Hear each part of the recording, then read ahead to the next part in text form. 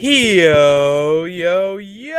Welcome in, everyone, to another edition of Fourth and Goal. It is I, your host with the most, Patty Pitts, and sitting with me in the yard of the streams that is the best in the West that we cannot forget about. That's right, Sara Marshall, who's got a nice background to show to us. And I mean, I only have one reaction to it, and they kind of already did it in the intro. But oh yeah, the Patriots are back in first place in the AFC West, and potentially could be after next week. AFC East. Because you said West. I say West. Yeah, how dare you? Well, you know what? You're in the West. That's where my mind was right there. True. But we are in the East here. Patriots are leading in the East, and potentially after next week, they could be leading in the AFC. So that's a great feeling to wake up to on a Monday. I don't know about you, but that gets me, up and at 'em. Well, I said yesterday on Twitter that we had a victory Friday since the Patriots played on Thursday, Nice. but then it kind of felt like a victory Monday/Sunday, I guess, because we found out about this before Sunday Night Football. So I was like, that's pretty sweet to have like two victories in 1 week for the football season. I was like, that I was not expecting that to happen yesterday. I don't think many people did, but I'm thankful, as the wise Marshawn Lynch once said. So we are definitely thankful here. I'm not gonna lie, you said it. Yeah, Friday was great because you have to wake up on a Friday and the Patriots already won. But I'm gonna take a step back from the fandom of one team and go and take a look at the fandom of all my teams, all my 32 teams, because holy shit, did a lot of them shit the bed yesterday. And give us another week of the NFL where you go in thinking like you know everything, and then, as the great Socrates once said, I know what I don't know. And we know nothing at this point about the NFL. I feel like that's just kind of how this season has been, honestly. Like the way that the season started out and who was favored and who the MVP front runners were, who the Super Bowl favorites were, that's like all down the drain now. It's like, especially, some people are saying it was for the AFC. I would say the NFC too. I mean, the Rams haven't looked good, and they were the favorites for a while. The Bucks haven't looked too great, and so those guys were at the front. I mean, it was Super Bowl or bust for both of them, and now it's like, there's no prediction really that you could make based off of what we've seen so far. There's no front runner at all. No, there's not. And even you mentioned it, like the Rams, they came out, they were the hottest team, still one of my Super Bowl favorites, to be honest with you. And they lose to the Niners before their bye week. And then this week, the Titans, they come in, you expect that they're going to mollywop the Texans, when Tyrod Taylor actually did the mollywhopping of the Titans, and Tannehill kind of played himself into a hole. He's getting exposed. But you on your team more specifically than mine. But yes, I mean, it's just like that. The Bills looked terrible. We love it. I mean, you talk about MVP front runners. We could have a potential MVP, not a quarterback, for the first time since 2013 after Jonathan Taylor's performance, which I kind of, before you go on and either agree or disagree with me, I want to get this out there in that I do not believe that Jonathan Taylor deserves the MVP this year unless he smashes 2,000, because that's what Derrick Henry was going to do this year. And if it's going to be anyone, if it's going to be a running back this year, it's got to be either, obviously can't be Henry, even though he leads the league in attempts still, and he has played 3 weeks, or it's got to be Jonathan Taylor. Did Henry break 2,000 last year? I thought he did, or he was close. And he was going to do it again this year. He's going to do back-to-back. Oh, yeah. So that's the thing, is like, seasons. I mean, it's hard because, I feel like if Henry didn't get it last year, then it's kind of silly to then give it to someone else who either comes close to or does exactly the same thing. Because it's kind of like, okay, well, if Henry wasn't good enough, then why is it changing this year? but it feels like a lot of who we thought was going to be. It's like, okay, well, maybe I guess this person could get it, which is like, it's kind of lame. You feel like someone should be like completely out in front of everybody and should be the clear winner. I don't feel like it should just be handed to somebody. But as a Patriots fan, I have to say that we don't necessarily hate that, because people are going to bring up like the 2017 season where Carson Wentz was on his way to get an MVP and then he broke his leg, so Brady got it. Do you think that's going to happen this year? If it's like, oh, Jonathan Taylor wins it, he rushes for 1,940 yards, 30 touchdowns combined from scrimmage, he wins it. It's like, well, it should be Derrick Henry's. Like, are people going to make that argument? I hope not. But I don't think so, just because of when Henry got hurt. I think the argument was made more about Brady because Wentz got hurt in December, I believe, or like towards the end of, I think it was December. It was pretty close to the end of the year. Yeah. So I think that people thought, well, whatever. But at the same time, people were saying, Brady wasn't qualified to win MVP the year he was suspended for 4 games. So it's like people pick and choose the qualifications for the MVP. So it's like, I just wouldn't be surprised if we don't see it be other than a quarterback. But this might be that year, because they're really, other than, Brady is pretty out there as far as his numbers so far. He's on par to do crazy numbers by the end of the year. There's really not like a quarterback that's playing so like out of their mind that they have to be the MVP. So maybe this is the year where it won't be a quarterback. And Brady was that guy to start the year. Him and Stafford were pretty much not only fighting for a Super Bowl opportunity, but also fighting for an MVP by their race of numbers. But I mean, even that's got to a point where my preseason prediction of Carson Wentz becoming an MVP, it seems more in the realm of that if the Colts continue this stellar play, even on the back of Jonathan Taylor, on the back of Michael Pittman. It doesn't matter, and that's one thing that this season has brought us, is that there's a lot of uncertainty, not only with the MVP, not only with the playoff implications, but just everything. You don't know what the hell you're going to walk into week to week at this point. And you know what? It's interesting too, is like, how do people feel about, let's say like Carson somehow won it, but he keeps, riding on the back of Jonathan Taylor for most of the season.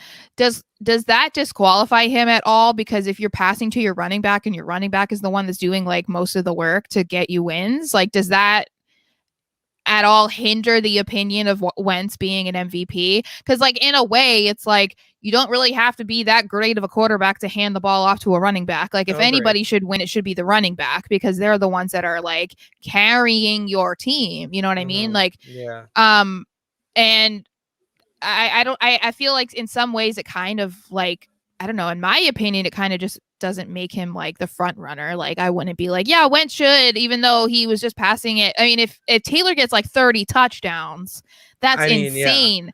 Yeah. He's carrying the Colts. Oh, yeah. At this point, I mean, it felt like that it was Wentz and Pittman doing the job, and Taylor and Hines were just a tandem in the backfield. But it's really, he's emerging as just the monster in it. And, watching him run too. That's the other thing, is that yesterday, you got a lot of Patriots fans and us, like, you're not worried about, oh, I got to watch this game and, got to make sure my eyes are focused on this, this, that, and the other thing. You got the chance to actually sit back and watch the entire league stress-free, just watch good old-fashioned football. And you saw, I rewatched the Bills game twice already, because I was just like, why not? And every time I watched it, or both times I watched it, Jonathan Taylor just dominated. It wasn't, Wentz is moving the ball downfield and playing like the player he's supposed to be, but Jonathan Taylor, at the end of the day, is someone that, if there was a running back right now to dictate their team's future, it is Jonathan Taylor, which is crazy. And I feel like, part of it, of course, like, it was really amazing to see like a running back perform that well. It reminded me kind of that Kamara game too, where he got like, didn't he get like 5 touchdowns as well? It was in one game from like 2 years ago or something. I think it was with Breeze, but There was one game where he just like was killing it in that game. It makes me a little nervous as a Patriots fan because we still have to play the Colts. So the only good thing is we have Belichick, and Belichick is pretty good about like shutting down your most dangerous weapon, which is funny because then, you know, the Bills defense had been really good this year and they could not stop him for the life of them. No. So it's kind of funny to see how different teams are and how they prepare or don't prepare, because I mean, why wouldn't you be working all week long on trying to stop a dominating force like Jonathan Taylor? Instead, you let him run all over the place. And yeah, maybe you stopped, you know, your secondary stopped the receivers, because like Pittman didn't do that much yesterday specifically, but you still let Jonathan Taylor run everywhere. Whatever he wanted to do, he did. So yeah, it just makes me a little nervous though for the Patriots game with them in a couple weeks. I'm not too worried about I'm only nervous just I'm because worried about Tennessee. You are really? I feel like, okay, I'm nervous every week. Like I said, I'm even nervous when it's the Jets. Like I don't. You have to be. Yeah, you can't treat teams differently in the NFL. Yeah, well, and we saw what, you know, the Titans have gone from like one side of the spectrum to the other, where they were performing so well. Even like in a week, it was like one game, I think they did even really well without Henry. So we're kind of seeing the effects of that now. But we've seen what they are capable of when they do have a reliable running back. So, I mean, we've seen them perform really well and really bad. So you don't really know what you're going to get when you go against them. So that's why I'm like, you know, people are feeling pretty confident about it going against them next week, but I don't. And the same with the Colts. Like, yeah, Carson's not an amazing quarterback, but look at what Jonathan Taylor just did. And if he keeps doing that, then it's a little scary.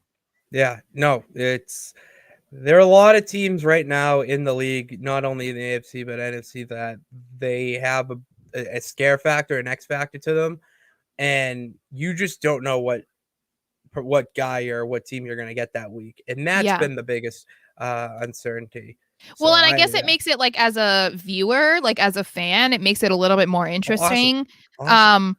It's just, of course, if it's your team, that's the inconsistent one, that it's like not. I mean, luckily so far the Patriots haven't been like that. If anything, they started off not too great. Knocking on wood. I'm doing the same thing. And they've gotten, you know, progressively better as the weeks have gone on, and they've like gelled and whatever. So we're fortunate in that aspect. But again, anything can change. Like, you know, I mean, look at what's gone on with the Chiefs. I mean, they came in as Super Bowl favorites again, and people thought that they were unstoppable, and that's not the case either. So who knows? Anything can happen in the NFL, you know? Anything can happen. Any given Sunday. Any given Sunday. I love that speech. I might go watch a movie tonight. I have that in my bureau or bookshelf over there. Your bureau? Is that what you said?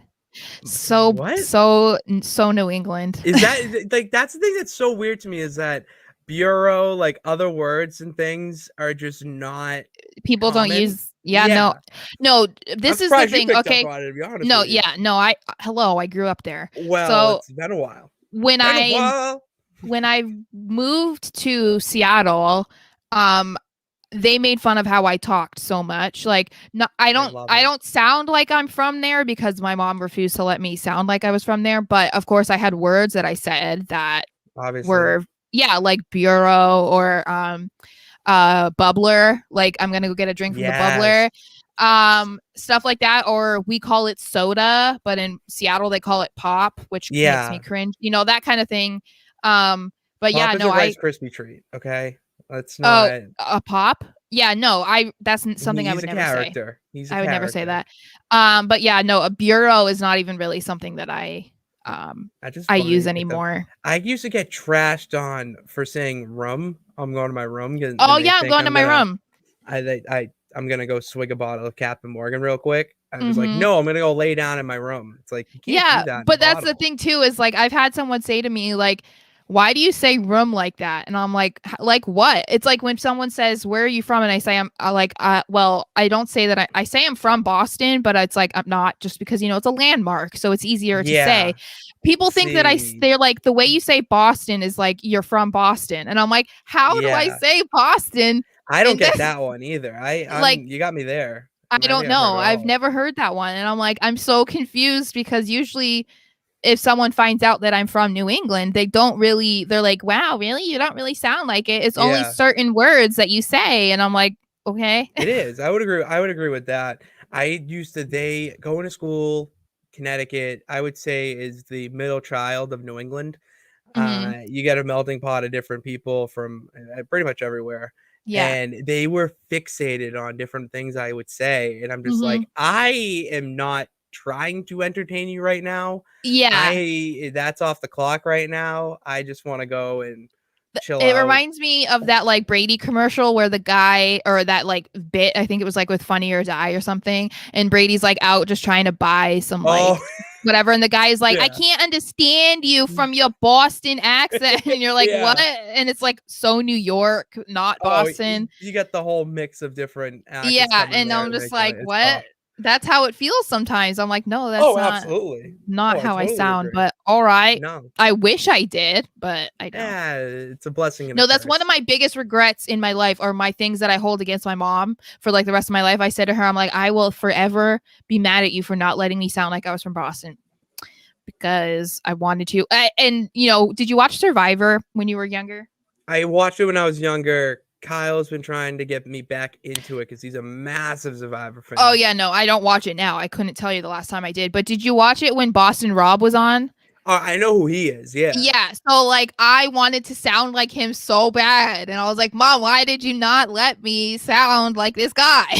Yeah. So she's like, well, look at how he sounds. That's why I didn't want you to sound like that. And I'm like, oh, golly. We really get trashed on it for no reason, really. Yeah, they're just jealous. That's what they hate us because they ain't us, is a great quote that I like to use from one of my favorite cinemas, would like to say, because it's all right.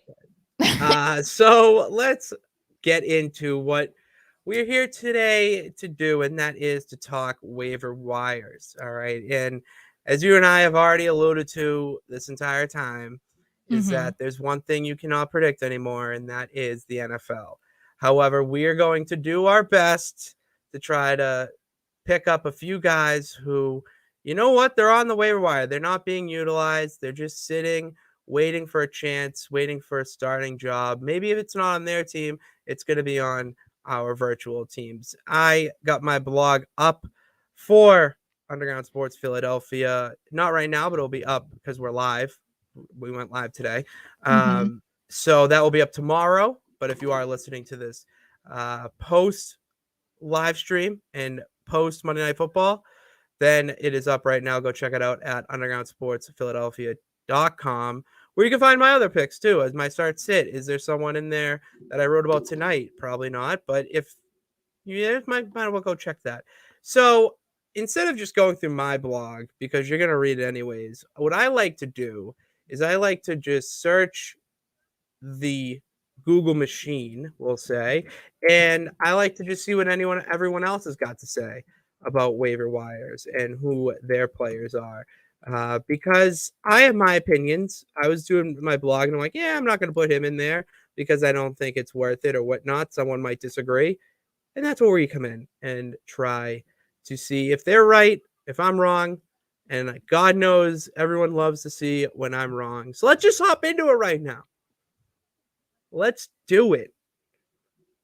And this would be where, if you are listening on to the show, we have our break, the cutaway, but that's but right now I got it up. Our good old friend Michael Florio of the NFL Network, I got his blog up, and I'm gonna let's see how well we match up against the big guy, the expert. All right. Someone who's getting paid for this. So you know what I like what he does, and why I like bringing him up on the show a lot is because it's players you can drop, players that are available, and then players that do not drop. Yeah. So that's a great way that I like to start this off. I did it last week with my boy Steve Mack, and a lot of the same names are in the you can drop column. Specifically Mike Davis, Matt Ryan, Marvin Jones, Devin Singletary, and then some new additions in Kenneth Gainwell, Boston Scott, T.Y. Hilton, and Kenyon Drake. Interesting. Well, I mean, he's competing with Jacobs, so true. I guess it just they don't really. I mean, they basically just go with Jacobs. They're not like that tandem running back duo. They tried. They tried. And they do a little bit, but you're right. Josh Jacobs is the bell cow there. And it always was. That was when I was working. I forget where it was when he signed, but that was a confusing thing to me. Was why did he sign there of all places? Yeah. But I think he'll get the workload up. I think that's one name I disagree with. But the other names that I do agree with, and I'm going to ask you this, is Kenneth Gainwell and Boston Scott. Even with Jordan Howard going to be missing a few weeks, he says to drop those players. I know that Miles Sanders, I think, is back, or he is going to be back this week for sure. But if you had one of these guys on your team, you dropping them by any means? I mean, I guess it depends on who else you have, because I'm not that good at this kind of stuff. Apparently. We gotta help you with that. I forgot to mention that. Yeah. Top of this, Sarah, you want to just let the audience at home know your woes before we help you out a little bit? Yeah. So I'm definitely a fantasy football expert. Definitely, that's why you're here. Yeah.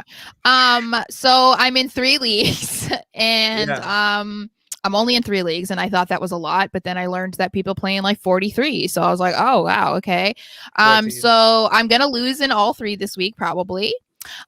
Which brings my last one to which I created. I think it was like week 6 because I was doing so poorly. And I called it the Last Chance League. I'm going to go 0-5. So the struggle is real. It's difficult. I think part of the issue that I think that a lot of people have been having is like injuries to top name players. So it's brutal. Yeah. I have suffered that at the hands of Derrick Henry, Kamara, Lamar Jackson, who was out yesterday, Aaron Jones. I don't know who else in my other leagues that I've had, but and Rodgers, that affected me too. So so it's difficult. And then I think it's also, as we talked about earlier, is the very inconsistent play from not even just teams, but the players. Like Justin Herbert, like he was like a lock, like quarterback 1 for people, like if you could get your hands on him, and then he gets like 9 points in a game, and then following week he has 37, and you're like, what is happening here? Like, so part of that is he helped me yesterday. That's for sure. I love you, I had him. I have him in my league that I am 4-6 in, and I think I'm going to be 4-7. It's just a struggle fest here. You're great. You're doing fine. I am not. You're doing Stop fine. Lying. Stop lying. I'm not lying. But I'm reassuring. I want to clarify one thing about this league too. So the one that I'm going to be 0-5 in.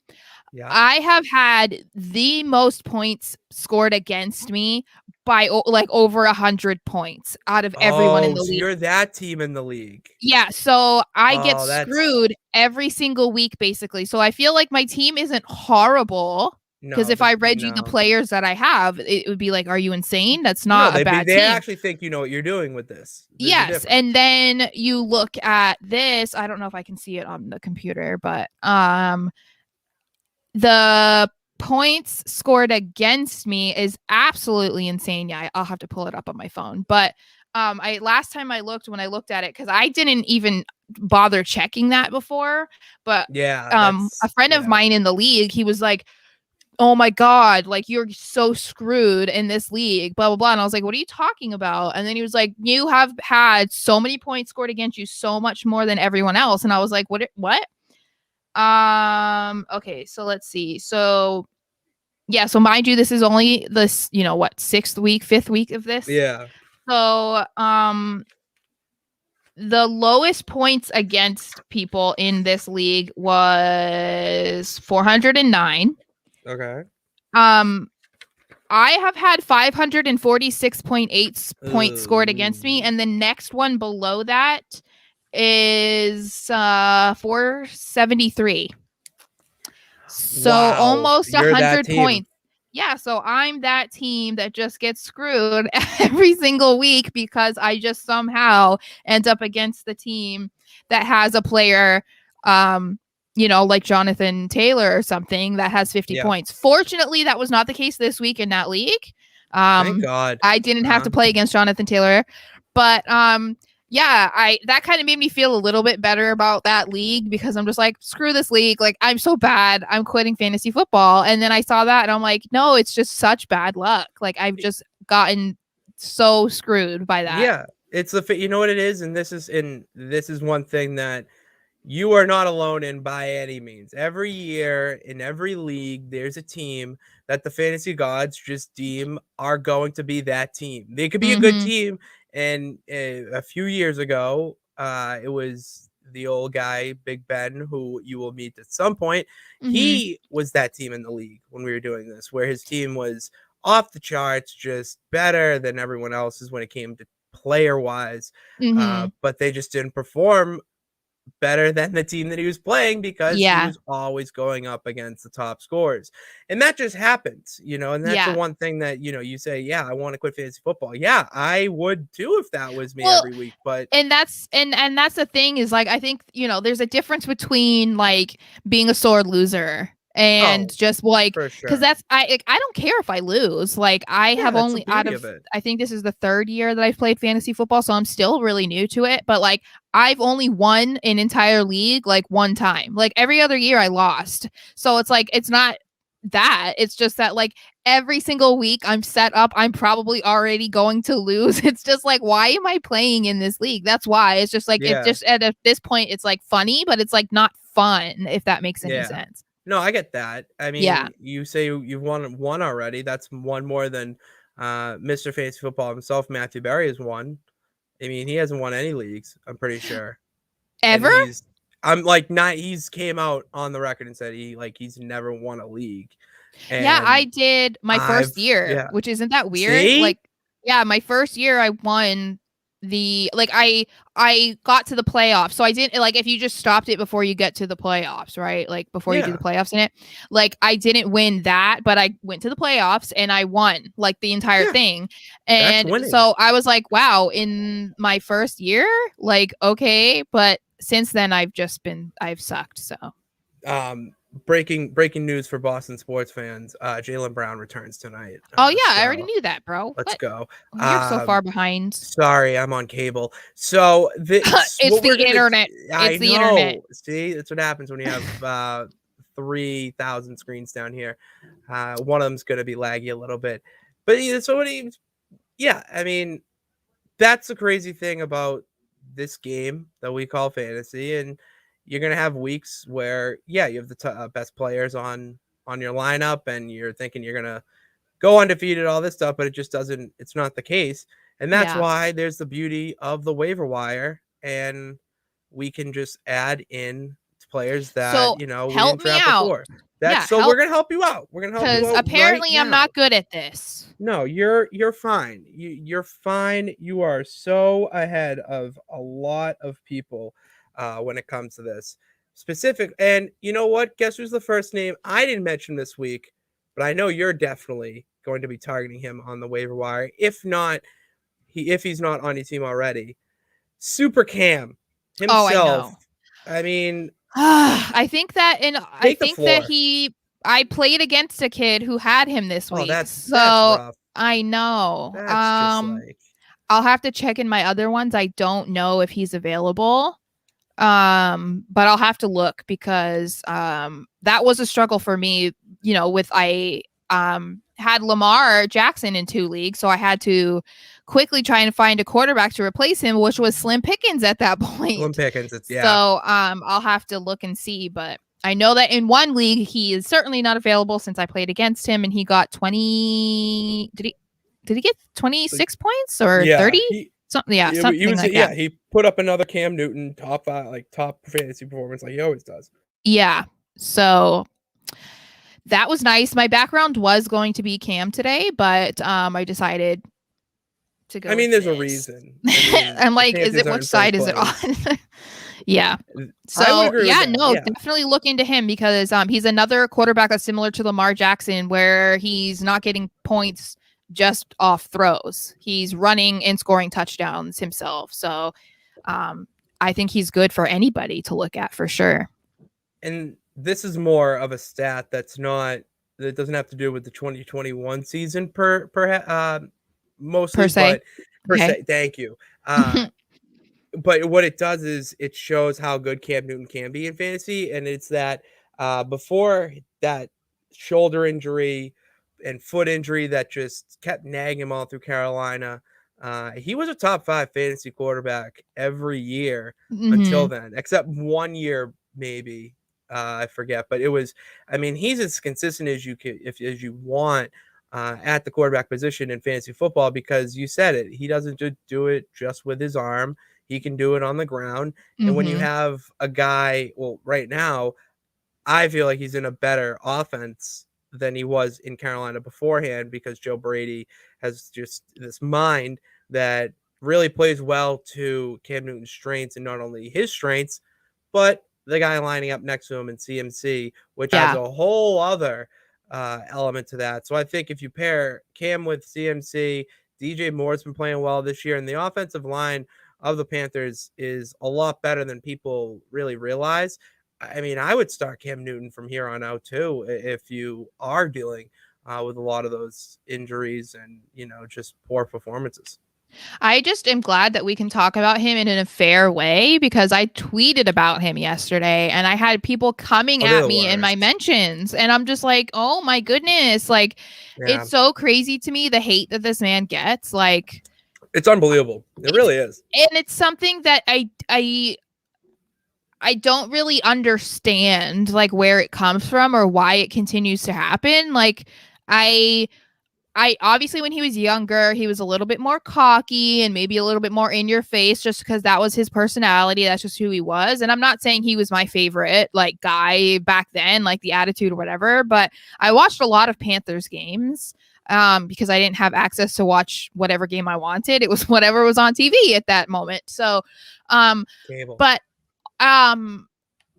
we're going off of 2 games that he has played so far this season, and I was laughing, like we were talking yesterday about, like, wow, Cam's back. Like, this is what I thought was going to happen this year if he played for the Patriots or if he went somewhere else, even at the beginning of the season.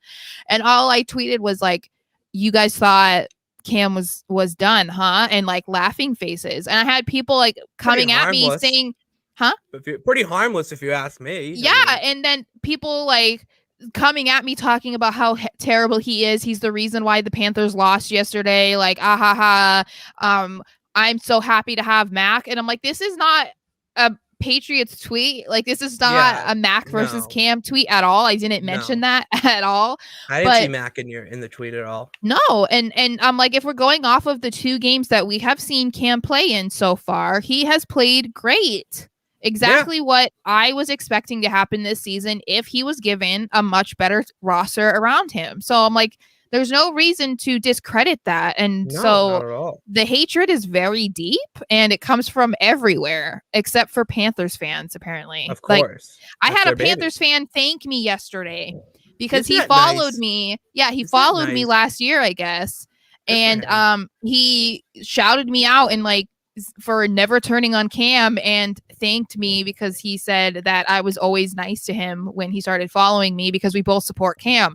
And I'm like, that's gain the follows. You have to go. I mean, it's just being genuine, but it is crazy that like, the Patriots fans as a majority could not wait for him to leave, and yet Panthers fans were salivating at the idea of him being available and coming back. It's just so insane.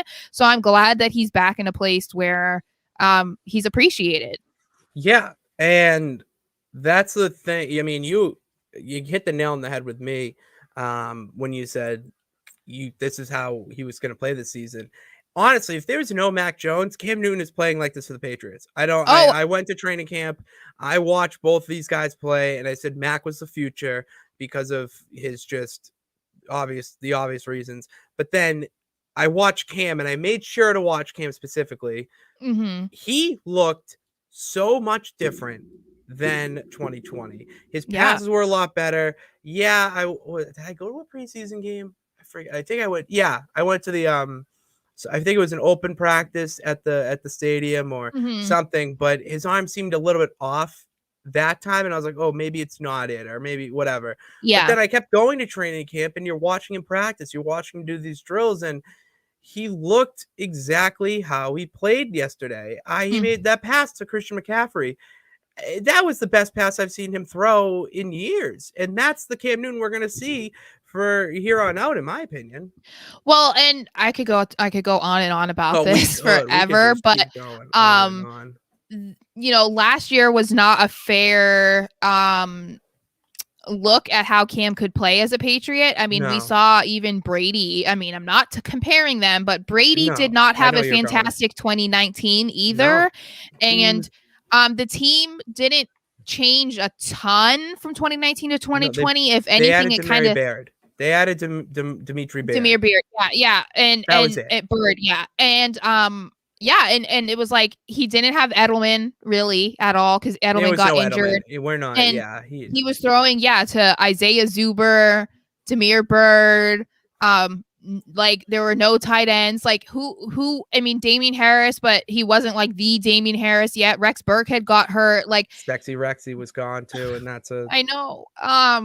So, I mean, they built the team this year around Cam, assuming that Cam was going to be their quarterback this year. So everything that they did was adding to how he plays the game. So, he would have been great this year as a Patriot. And so it's just so weird to me, but I the only solace that I can take in the situation as someone who is very sad that he was released, but I'm very excited and happy about Mac Jones. Happy for the new opportunities for both sides. Yes, but I'm happy that it kind of went full circle for Cam. Like I feel like he had to be on the Patriots and like learn from Belichick and go through that, and then that somehow helped like see things clearer for him, or maybe it helped put some of his feelings about the Panthers aside and was able to go back. And I'm excited. I'm hoping that he can continue playing like that. And I mean, they were offering him a 2-year deal originally, so obviously they have some strong feelings towards him as well. Yeah,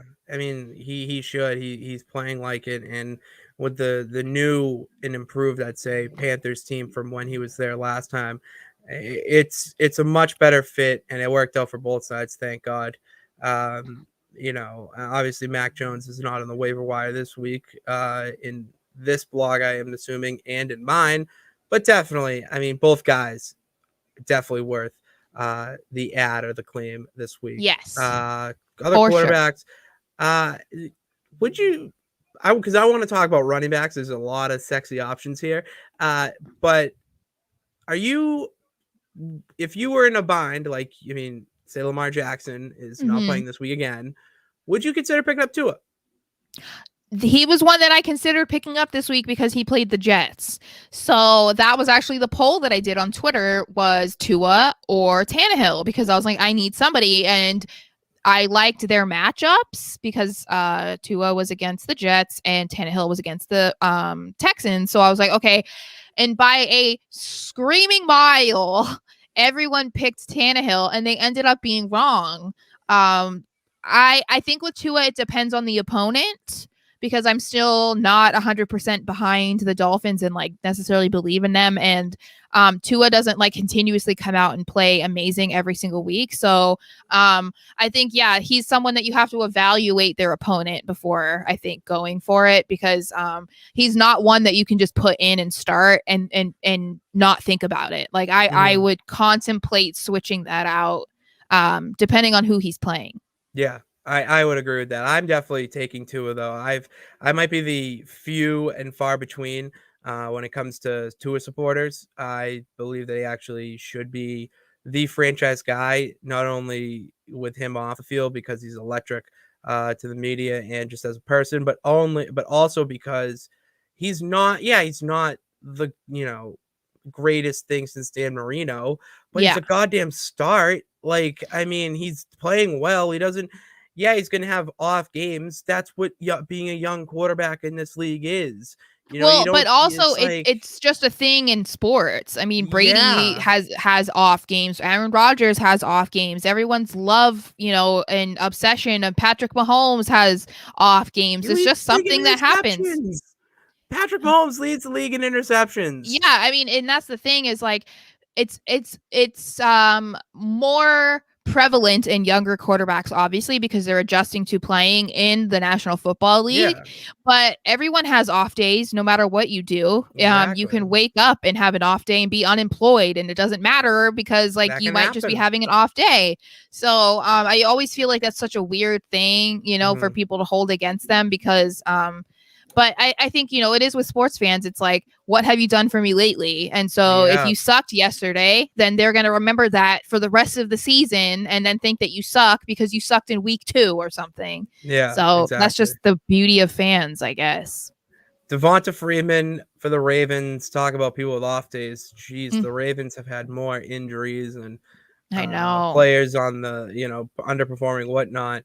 But Devonta Freeman is someone that Florio writes about here.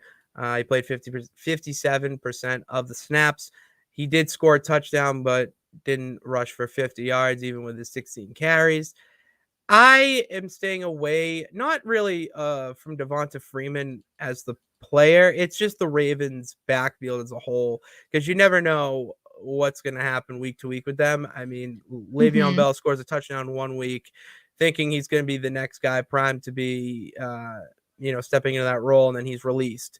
So, to me, it's just, it's a crapshoot with the Ravens. I would not waste any time with that. Yeah, well, when you have a mobile quarterback like Lamar too, instead of handing it off, he's going to run it himself. It's not the same with the Cam situation, who has CMC, which CMC is a must start every single week because he can do everything. So I know that people were concerned about that because they thought that was going to take points away from McCaffrey. But I think because of who he is, it's like you don't have to worry about that. But in this situation, like Lamar is going to run it 9 times out of 10 instead of handing it to a running back. So I wouldn't put any stock into any of them either. Yeah, I would agree with you there. The other 2 running backs, the first 2 that are in his list, I have in my blog, so we're not going to spoil the surprise because obviously. But who we are going to talk about, and I already mentioned him, and I can't believe that he's here. It's Sexy Rexy. He makes an appearance this week after. So is he back? So he's back from injury? He is back. I mean, he had 44% of the snaps, which isn't obviously, the majority of it, but that leads to, all right, well, we've seen him, what he can do in a bigger role in New England. Can that translate over to Houston? And David Johnson and the other running backs there, it's really just a crapshoot. So if I was to stick my guns with anyone, it would be him at this point. But I mean, I would definitely take a shot on him if you're in a bind, especially with how well they played on Sunday. And I can't. You mentioned how Tannehill let you down against the Houston defense. Well, that I feel like makes you an official member of the show, because I last year was victimized by the Houston Texans defense because I was in the championship game, fantasy championship. I'm about to win my first 4th and goal league, the big league we're friends, and it's been eluding me pretty much my white whale, we'll say, and I had the best team, no doubt. And I started the Texans against the Bengals because I said, why not? They're not playing with Joe Burrow. They got a trash quarterback with Brendan Allen. And what do? They didn't let me down. So the Houston Texans defense just lets us down here on the show. So I think we can put that in the book as a hate list. We have our all team handsome. Now we have all team disappointment. Yeah, and that is they're true. number one. Their number one is Houston Texans defense. Well, and I don't know. I feel like Burkhead is probably going to be another one of those guys that is like, I still think he's a good player, but he's probably only going to be good in New England. I feel like it's like the Danny Amendola thing. Yeah. Amendola is a good player, but he's only going to thrive and be like a name that people know and talk about in New England. Yeah. So I kind of have that same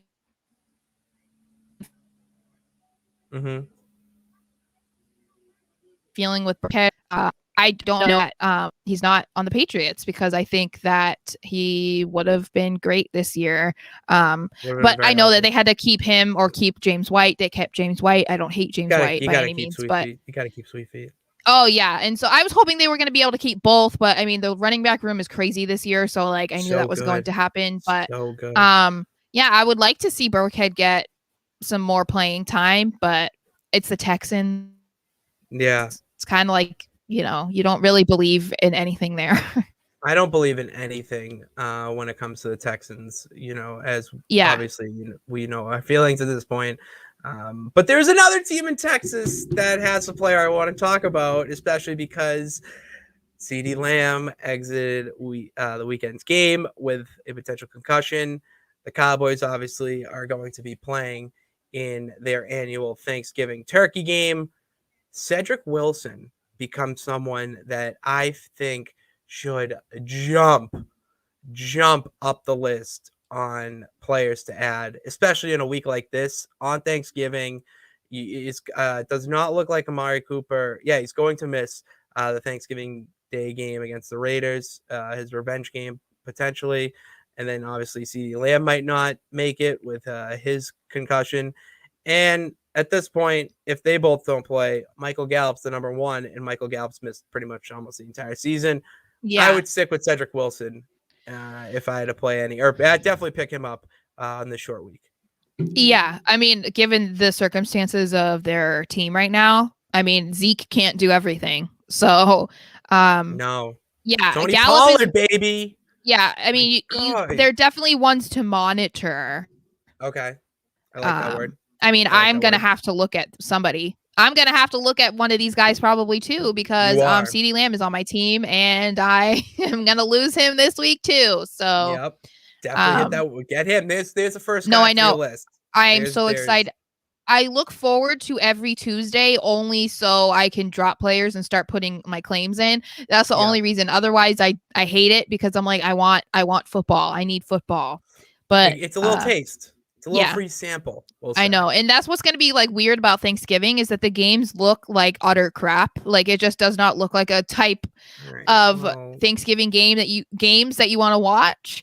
But I'm excited because we have games all day. So it's going to be like another Sunday. We have the Lions. Okay. The Grady. Yay. They're getting their first win. It's going to be a Thanksgiving You said that Day like miracle. Last week and the week before. I say that every week, Sarah. I have all right. Well, you convinced me once. Loyalty. I convinced myself at this point. Okay. This is what we've came to is we have to convince ourselves of a win. We don't do that in New England. I don't by any means. I have to convince myself that there's a shot that this team wins. And honestly, if it had to be if there was a week to get a win, it's this week. Tim Boyle did not play how I thought Tim Boyle would play, even though he is, I feel like, a better fit with that offense right now than Goff is. Rest Goff because there's a plan in place. People just don't get it yet because they're the casual fan and don't understand my mind and how I figure out things. Because it's all in place. It's a 3-year long thing. It's a years long thing. Point is, it's not going to happen overnight. This team stinks. Okay, this team stinks. Let Tim Boyle do whatever you gotta do. If you want to put in David Blau at this point, fuck it. I'm all for it because David Blau is the king of Thanksgiving. So I put him on that. That was the last time I'm pretty sure I watched the Lions win. So it was David Blau against the Bears. It was brutal. I hope for their sake that they win at least one game. I always feel bad when someone like a team goes winless. Like, it's funny. It's kind of funny, like, because it's like, oh my God, you couldn't even win one game. But I feel like there's some likability to the Lions, as we've talked about before. So I feel like I would feel really bad. Especially like I don't have feelings for any way for Goff. Like I I love that. He's not on a hate. He's on a quarterback you hate. Oh, we found one. He's too like mellow and like but I feel bad that he like kind of got screwed out of LA. I feel like that whole situation did. Absolutely did.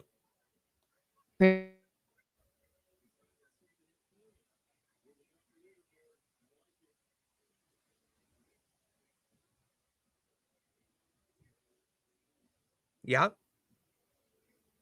Pretty messed up. And him. Yeah.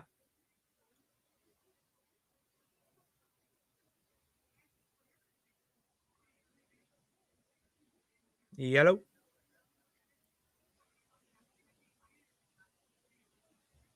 Oh.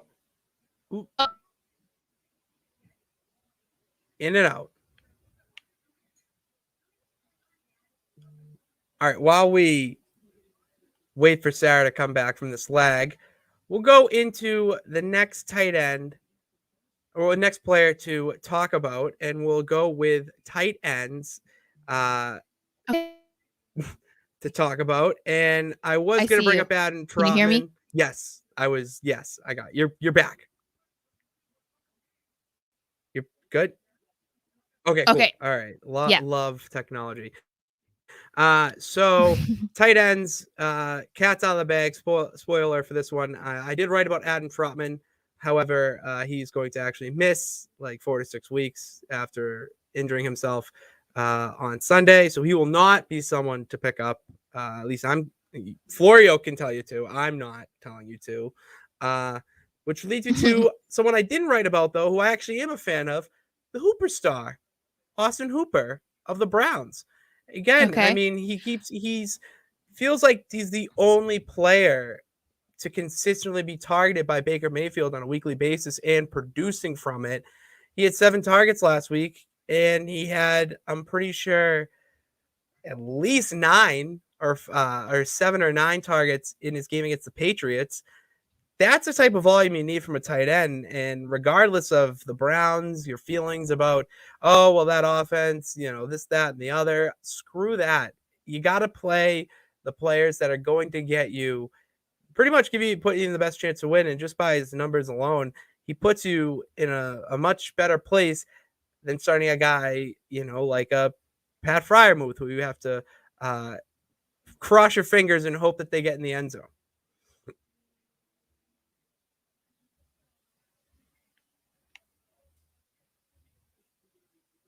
Do you agree?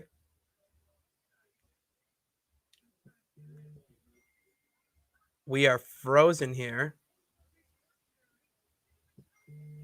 Can't see me or hear me. Wonderful. Let me do this. Let's do. How'd that work? Nope. Hold on. Technical.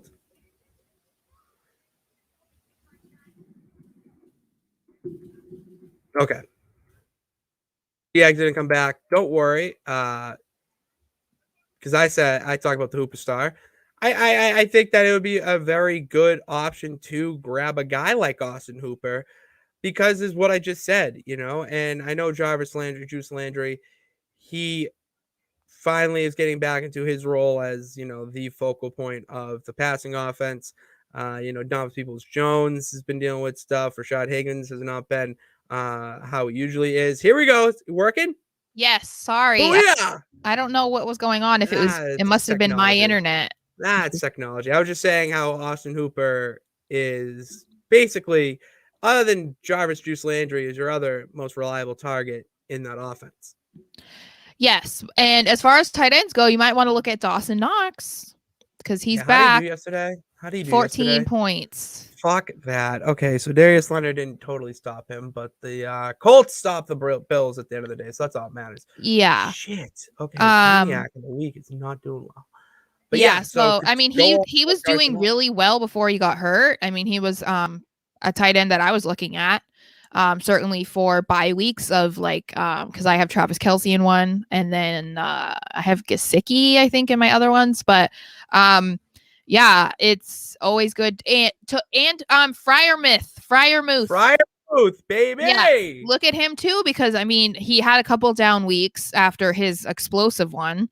But Roethlisberger finally realized that you should be throwing to this guy, specifically in the red zone last night. So he's another one. If you need a tight end, look at him. We're gonna go right. I am for sure. I have him, and that's a smart move. That is a smart pickup by you to grab. Yes. So those are our waiver wire pickups for the week. Our waiver wire claims we will be making. Hopefully, Sarah's going to make a few herself to get out of that losing streak that she's in. We'll get out of it because that's what we do. We get out of jams here.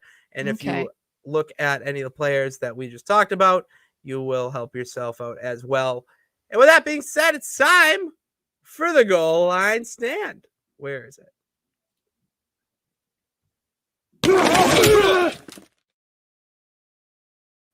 The goal line stand brought to you by Tomahawk Shades, one of our great sponsors here. I'm wearing their glasses right now because I got 4 screens in front of me with my 3 TVs and my laptop here. And if you want to include my phone and iPad, that's even more than a normal person should have. So how do my eyes not go crazy and melt out of my head? Well, it's because of these great things from Tomahawk Shades, and they have great sunglasses as well, so the sun doesn't melt your eyeballs either. All you got to do is just go to tomahawkshades.com, put in promo code USP at checkout, get 25% off your order as well as free shipping. It's as easy as 1, 2, 3. And if you lose them or break them, don't worry. Send them back. They'll get you a new pair for free. And this is all at convenience store type prices. And it's Ray-Ban type quality. You can't beat it. And definitely, if it's good for me, then it sure as hell is good for my people, my Pitts peeps who are following along here. So go and check out that deal at tomahawkshades.com. Put in promo code USP at checkout to get 25% off your order. Tomahawk Shades, stay styling and profiling all football and holiday season long. So we're going to start with first down with DFS because I'm going to put in my lineup. And last night, wow, Sara, I think I did it. I think I really hit I don't want to say peak because we got to put another lineup right now. But the lineup that I put in, I'll just say it for you now because I have it up. I had the MVP is Austin Eckler, Justin Herbert, our boy Freiermuth, Chris Boswell, and Mike Williams. And out of a contest of 80,000, I finished 2400th. Actually, 2500th, basically.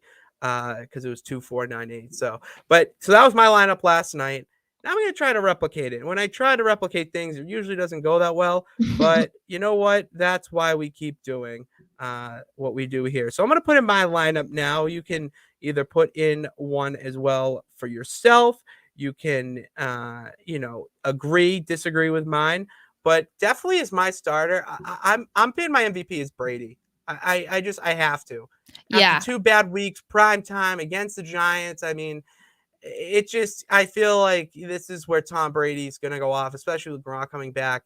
And he's pissed off. And the two of us know the worst thing in the world for the NFL to experience is a pissed off Tom Brady. Yeah, no, I think that this is the week where he's going to have the bounce back. So, nobody hates to lose in general, but especially the way that they lost in their last game more than Brady. So he's going to come out swinging right away. So I agree with that choice for sure.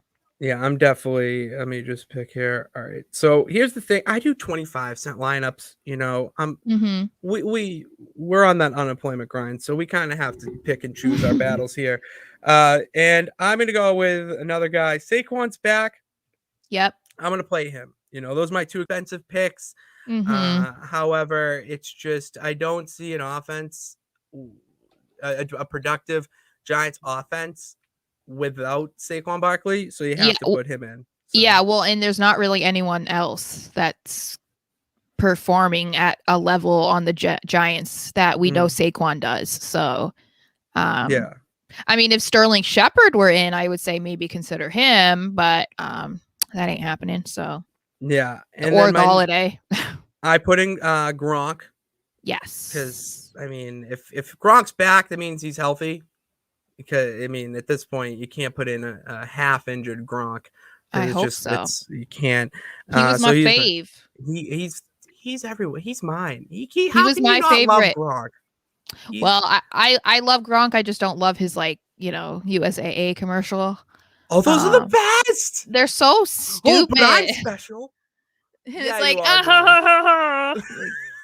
yeah, you are Gronk. You're special to me, man. People don't appreciate Gronk the way Patriots fans do, but then at the same time, I still have a bone to pick with him. So I don't blame you.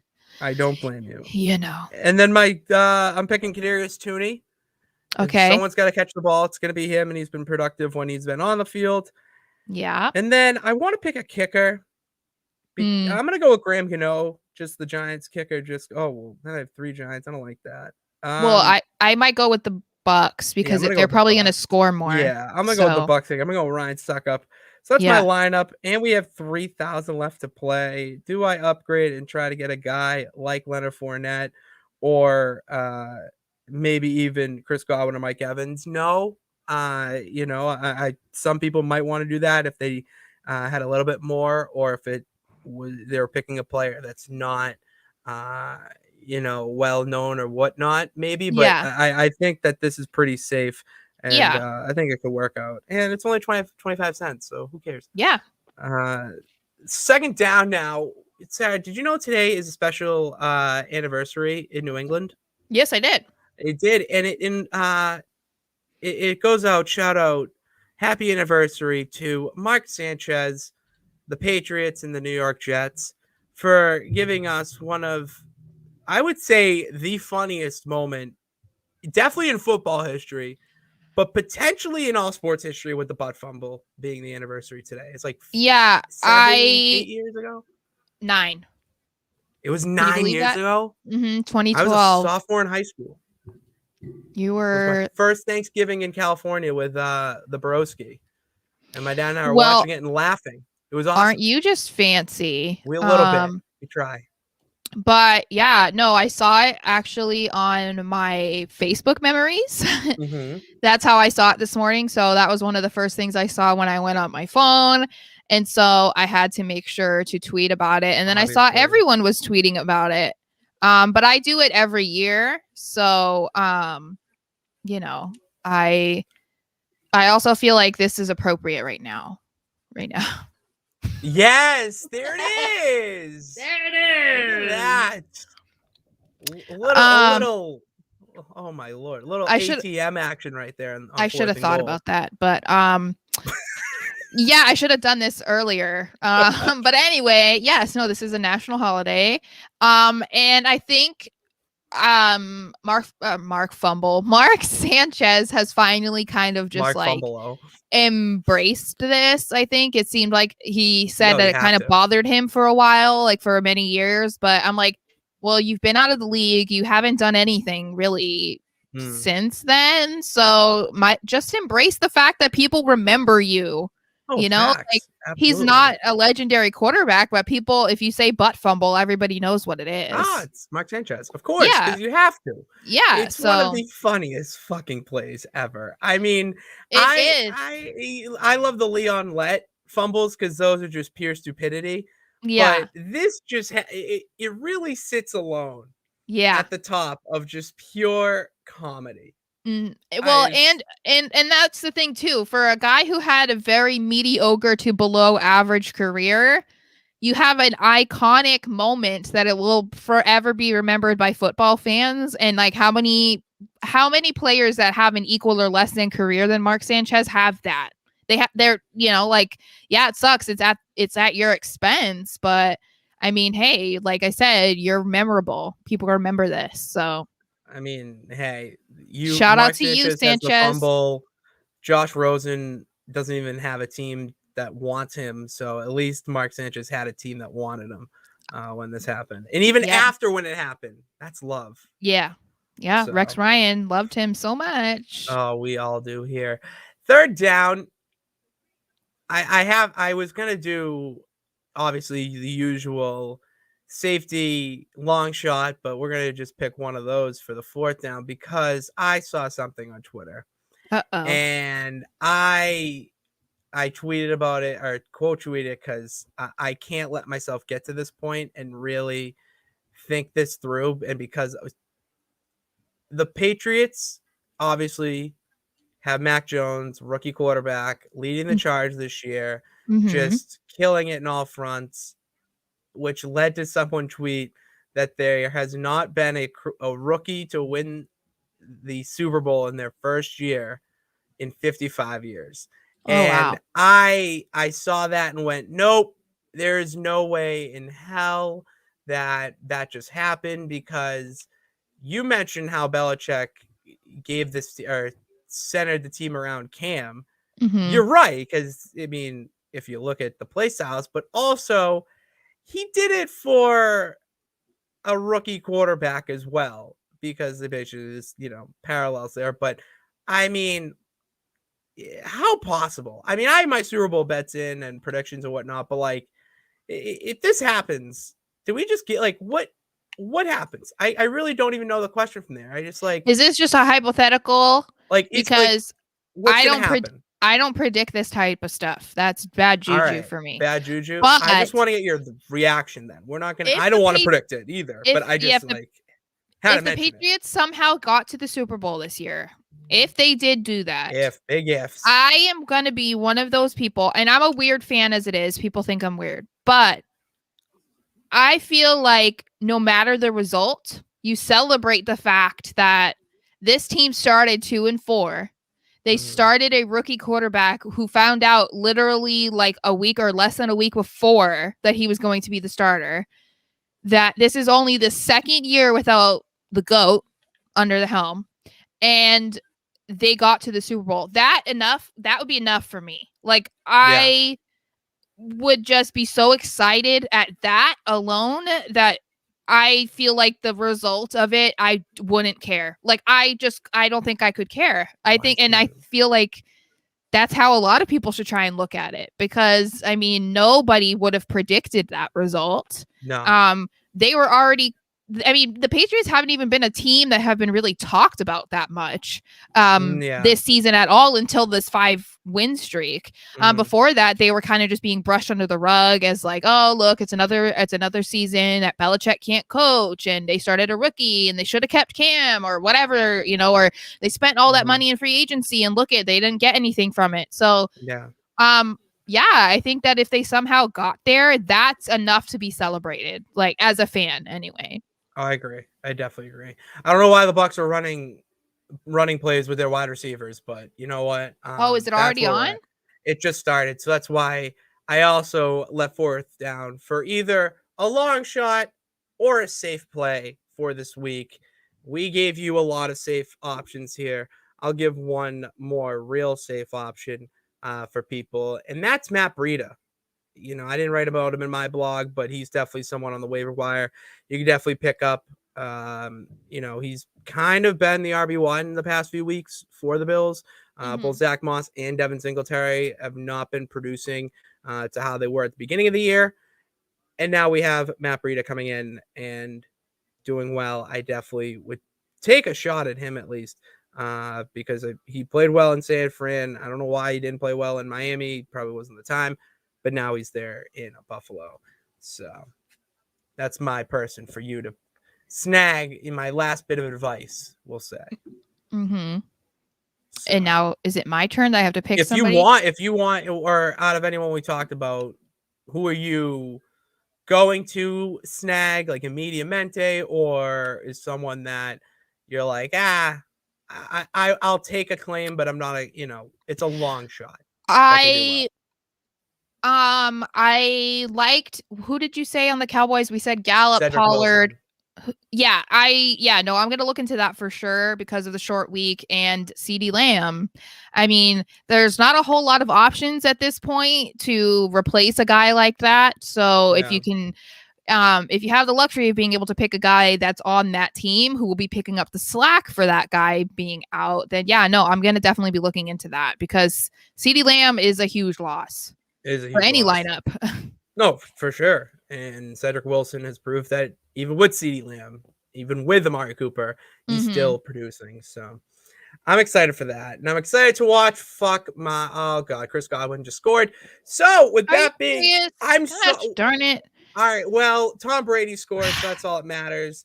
But it needs to be Mike Evans. It needs to be Mike Evans. Well, it's a long game and it's a bad Giants team. So you know what? We'll just hope for the better there. Thank you all for tuning in. I'll make this quick so we can go and watch the game. Follow us on Twitter at 4th and Goal USP and on Instagram, new Instagram at 4AGUSP. That's it. Go follow it. We got new stuff on the way because we got Sara here, who you should follow at SMarshXO, myself at Pat_Pitts, and a whole other group of team members, including Steve Mack, who will be on. He'll be on soon again, helping us out and producing content up the wazoo. And content up the wazoo is coming out of Philadelphia as well, down in the underground with our network, Underground Sports Philadelphia, the network that allows Sara and I to talk about the Patriots and whatever else we want to talk about as well. So give them a follow on Twitter and Instagram at UndergroundPHI and on twitch.tv/Underground Sports PHI, because the Thursday night streams would pick up. That's right. That return. I don't know if I'll return this week. It's Thanksgiving, but after that, definitely we'll be back. And that's all I got to say as we hit to our first commercial break for the show. Thank you, everyone, for tuning in. God bless. Remember that you can do it. All you got to do is try. We'll see you again. When we see you. Yes.